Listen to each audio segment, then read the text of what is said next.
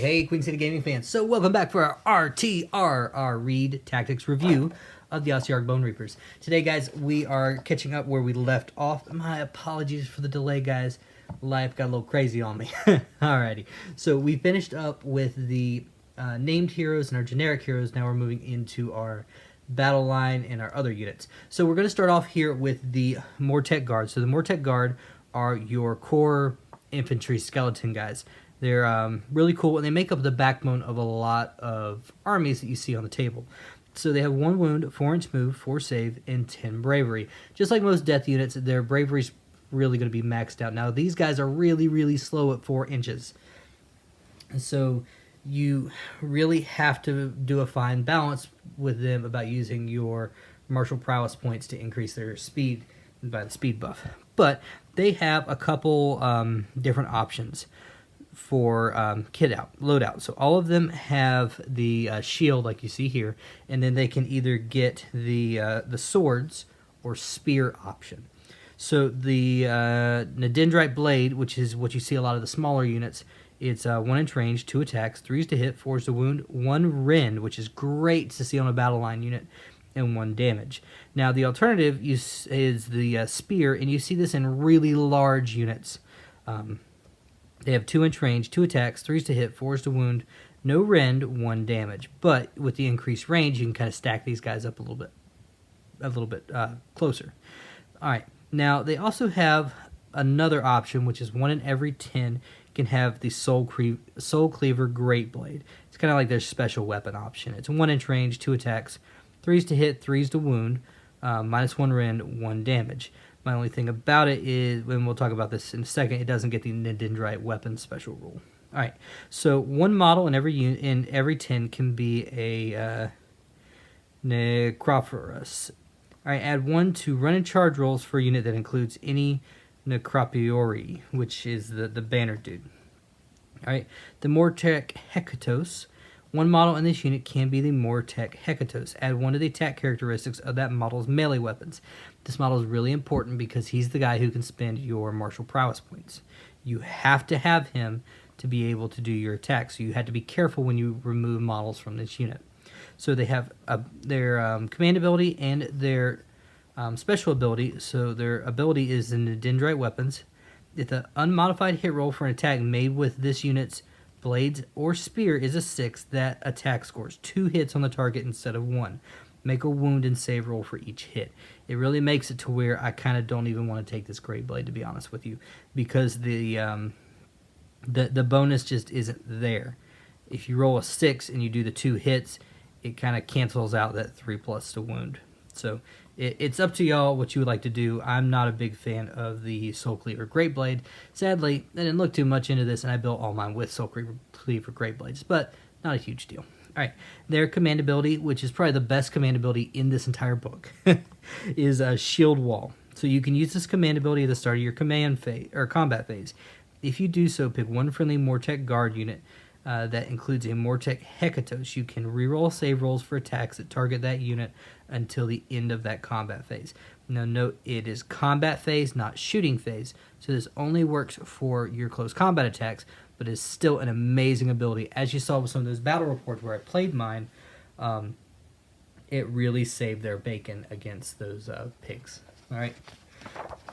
So the big unit that everyone's talking about are the other battle line options. These are the Cavalos Death Riders. So mine didn't do that hot, but these guys have been tearing up the tournament scene with Nagash. They are pretty fast with a movement of 12. They have 3 wounds each, 10 bravery, 4+ save. I think these were the really big underrated unit when the army first came out, and now people are really starting to use them to full advantage. So it's a unit of 5. They can either be optioned with the blades or the spears. I have 1 unit with blades. I'm probably going to build another unit with spears soon. But the blades are a 1 inch range, 3 attacks, 3s to hit, 4s to wound, -1 rend, 1 damage. And the spears are 2 inch range, 3s to hit, 3s to wound, 3 attacks, 3s to hit, 4s to wound, 1 damage. Okay, so you're kind of trading your distance for the rend, but it comes up later here in another second. And then the horsey attacks, which are 1 inch range, 2 attacks, 4s to hit, 3s to wound, 1 damage. like everybody knows, the mounts always do more damage than the riders. Alright, standard Warhammer Fantasy rules. Alrighty, so you have the Necropolis, which is 1 in every 5. It adds 1 to run and charge rolls for a unit that includes 1. It's your banner bearer. Mortek Hekatos, same as the guard. You get 1 for the unit, allows you to use the command ability. So their command ability is the Dendrite weapons, just like the guard. But if you... so yeah. So if the unmodified hit roll for an attack made with the unit's Dendrite blades or Dendrite spears is a 6, that unit scores 2 hits on the target instead of 1. Make wounded save rolls for each hit. For attacks made with the Dendrite spears, 2 hits are scored on a 5+ instead of a 6 if this unit made a charge move in that same turn. That's one of the reasons why you like the spears, is because you get a really big bonus for charging in. And rack up those extra attacks. It's kind of a fine line because the Ren one is actually a pretty big deal. Now, their command ability, you can use this command ability when a friendly unit of Death Riders, including a Hekatos, finishes a charge move. You can pick one enemy unit within 1 inch of the Death Riders and roll a number of dice equal to the number of models in that unit. For each 5+, the enemy unit suffers 1 mortal wound. In addition, in the following combat phase, the Death Rider unit can move an extra 3 inches when it piles in, which is pretty good. You take a 10-man unit, it really lets you kind of wrap around and get the most in there. I really like... I'm now that I reread this War Scroll, I'm probably going to buff up my 5-man blade unit to a 10-man blade unit and use this to get them some extra pile-in to really get around the enemy. So, super good. Alright, onto the Immortus Guard. These guys are kind of like your big construct protectors. You see these a lot in lists with, what's his name? Hold on. Well, you see them in Nagash, with Nagash, but you see them a lot with Catacross. They're really good at defending him and keeping his wounds up. So they have 4 wounds each, 5-inch move, 3+ save, and 10 bravery. Alright, they have Dread Halberds, which are 2-inch range, 2 attacks, 3s to hit, 3s to wound, -2 Ren, 2 damage, so not bad. And then they also can attack with their battle shields. They have a 1-inch range, 2 attacks, 4s to hit, 3s to wound, 1 damage each, so not too bad. Alright, so as far as their abilities, they have Deathly Combination. Alright, it's the unmodified hit roll for an attack made with an Dendrite battle shield is a 6. The attack inflicts 1 mortal wound on the target in addition to any normal damage. Really good. Soulbound Protectors. Roll a dice before you allocate a wound or mortal wound to a friendly Ossiarch Bonereapers hero while it is within 3 inches of any friendly unit with this ability. On a 2+, you must allocate that wound or mortal wound to a friendly unit with this ability that is within 3 inches of the Bonereaper hero instead of allocating it to the Bonereaper hero. So, really good. These guys can really help protect your heroes and keep them alive a little bit longer. And as you know, this army really, really needs its heroes to get the most oomph out of its attacks and the benefits. Alright, its ability is Crushing Assault. You can use this command ability in your combat phase after a friendly Immortus Guard unit has fought in the phase for the first time. If you do so, that unit is within 3 inches of an enemy unit, you can make a pile-in move and then attack with its battle shields for a second time. So it's kind of like it does its attack and then pushes forward and slams into the enemy with its battle shield. Which, it's not going to cause a ton of damage, but it's a nice little extra bonus, especially if you have just a couple wounds left on a unit to kind of finish them off at the end. Alright, the Necropolis Stalkers. Kind of the same profile. 4 wounds, 6 move, 4 save, 10 bravery. They have a little higher move, but a little less save. Alright, so they have Dread Falcons, that's the upgrade. Dread Falcons, so 1 model in every 3 can replace Spirit Blades with the Dread Falcons. So this is the guy with a super, super long, where are they at? That's this guy. The guy with the really long sword rather than a bunch of daggers. He has 3 attacks. 4s to hit, 3s to wound, -2 Ren, 2 damage, so not bad. And then the Spirit Blades, which are 5 attacks, 3s to hit, 3s to wound, 1 Ren, 1 damage. Now, they have an ability called Quadrack Aspects. Basically, at the start of the combat phase, you have to pick one of these, and they're bonuses you gain. So Blade Strike Aspect, you can reroll hit rolls for attacks made by this unit. Not bad. Blade Parry Aspect, you can reroll save rolls for attacks that target this unit. Not bad. Destroyer Aspect, you can reroll wound rolls for attacks made by this unit. Not bad. Or my favorite, the Precision Aspect. Improve the rend and damage characteristic of this unit's melee weapons by 1. I don't know why you wouldn't take that every single time.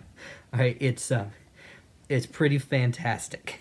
Because then that Falcons become rend 3, damage 3, which is really good.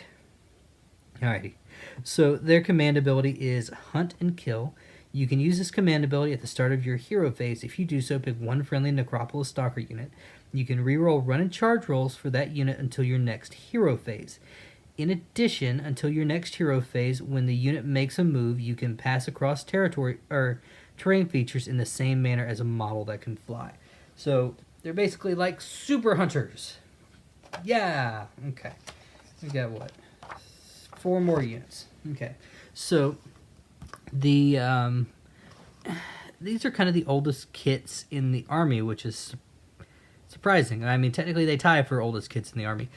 These guys and Nagash are actually the 2 oldest kits. But actually, no, Ark came out at the same time as them. So those 4 kind of are what built the backbone, and everything else is new. But the Morghast Archai have 6 wounds, 9-inch move, 4 up save, 10 plus bravery. So they can. So the unit is either armed with the Spirit Halberd or the Spirit Sword.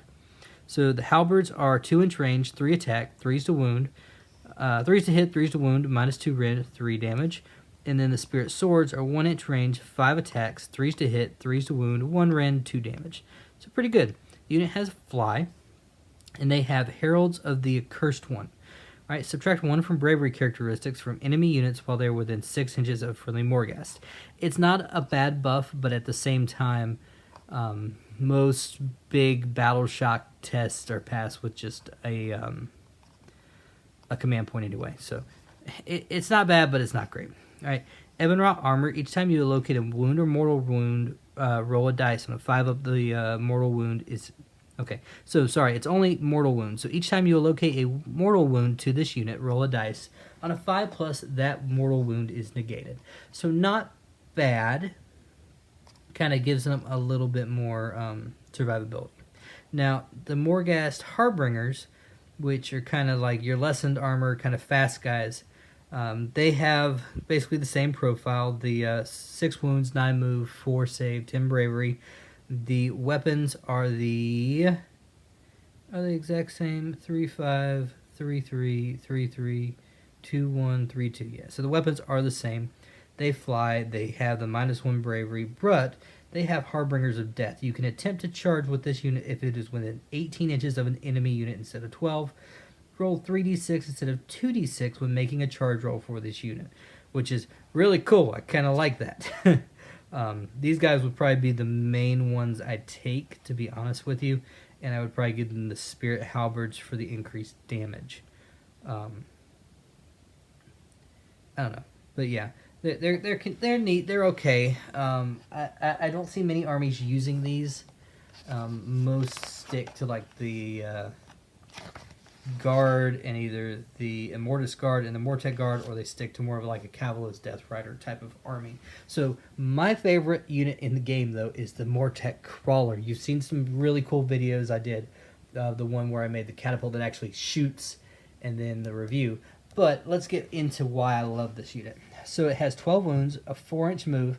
It don't move real fast, folks. All right, a 4+ save, and 10 bravery.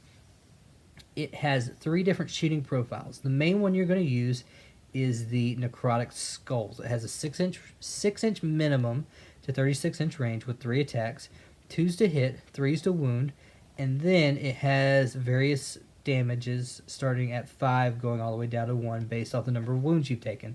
All right. Then you have the Cauldron of Torment, the Curse Steel, which is the same range, and it kind of has some bonuses in here, and we'll talk about those in just a minute. And then you have the Crawler Tools, which are basically the crew attacking out at people. All right, so for its abilities, you have the Dread Catapult. All right, So before shooting with a Dread Catapult, choose either the Necrotic Skulls, Cauldron of Torment, or Curse Stele weapon characteristics for that attack. Each Dread Catapult can only make one Cauldron of Torment and one Curse Stele attack per battle. So for the Cauldron of Torment, do not use the attack sequence for an attack made with the Cauldron of Torment. Instead, pick one enemy unit that is in range of the attack and roll 1 dice for each model in that target unit. Add the modifier for the Cauldron of Torment shown for the damage table above to each roll. If the result is equal to or greater than the unmodified bravery characteristics of the target unit, one model from that unit is slain. So, it's pretty good. When you saw with the use this against the Iron Jaws, when you shoot into a unit with high bravery, it's not going to do much. But if you shoot into like Gloomspite Gets or things like that, you can actually wipe the unit out really, really badly. Alright, so the Curse Stele, do not use the attack sequence for an attack made with the Curse Stele. Instead, pick one enemy unit that is within range and roll 2d6. Add the modifier for the Curse Stele shown above, right, on the damage table on the roll. If the result is equal to or greater than the wounds characteristics of the target, it is slain. And guys, the more you're damaged, the worse this is going to be. So, yeah. It's kind of bad that you kind of want this thing damaged, even though, you know, it's going to kind of be in the back and it's not going to take that many wounds. Alright. Designers note that the chance of slaying the target with a Curse Stele increases as the attacking model suffers damage, just so you know that. It has a -3 modifier at full health.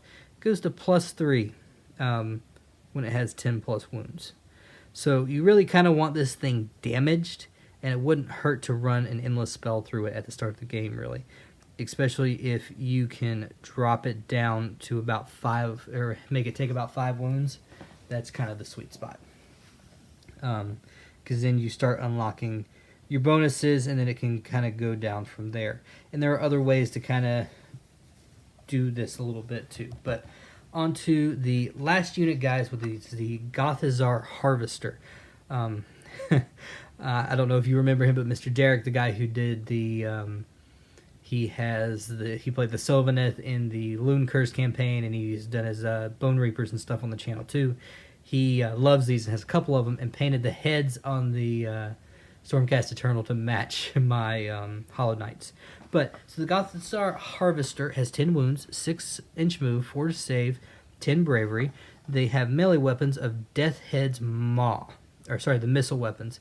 Deathhead's Maw. It kind of changes the range based off the wounds you have, but essentially it's 4 attacks, 3s to hit, 3s to wound, 1 rend, 1 damage. Not too terrible. Now, you can choose from here either to take the Soul Cleaver Sickles or the Soul Crusher Bludgeons. Each have a 1-inch range, and the attacks kind of change based off your wounds, starting at 6, going down to 2 when you have 9 plus wounds on you. They both hit on 3s, and they both wound on 3s. They both have 2 rend and 2 damage. Now, they kind of have some more additional rules later on. So, the Soul Crusher Bludgeon, if the unmodified hit roll for an attack made with the Soul Crusher Bludgeon is a 6, the attack inflicts 2 mortal wounds on the target and the attack sequence ends. Do not make wound or save rolls. So not too bad. And then the Soul Cleaver Sickle, add 1 to hit rolls for attacks made with the sickle if the target has 5 or more models. I'm not going to lie to you, I like the Soul Crusher Bludgeons the best. Especially doing mortal wounds is always a plus.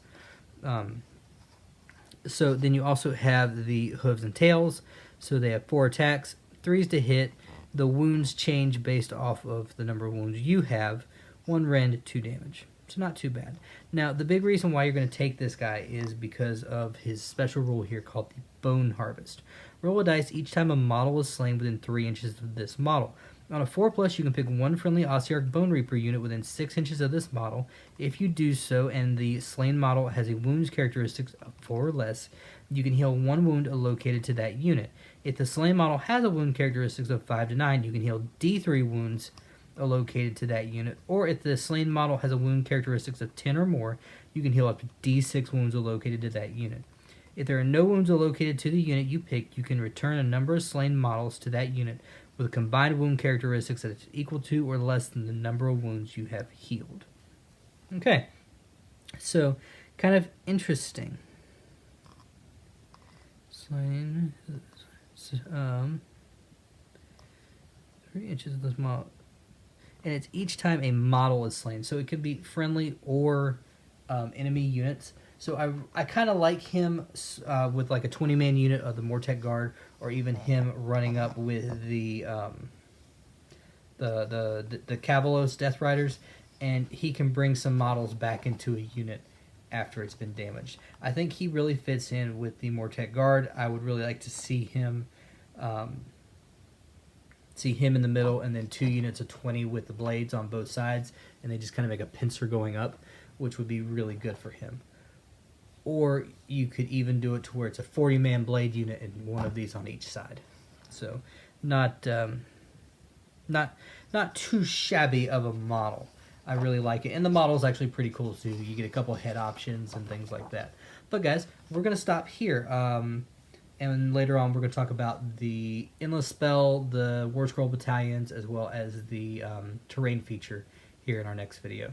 Alright, you guys, thank you so much for stopping by for Queen City Gaming for our RTR of the Ossiarch Bonereapers. I feel like a pirate.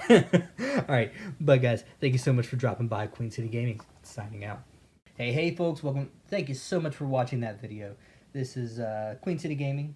We are one of a local Charlotte group who does battle reports, unboxings, army reviews, things like that, all for you guys. So please make sure you like, share, and subscribe down below. Stay tuned for some more of our excellent videos with our upload schedule listed here on this section.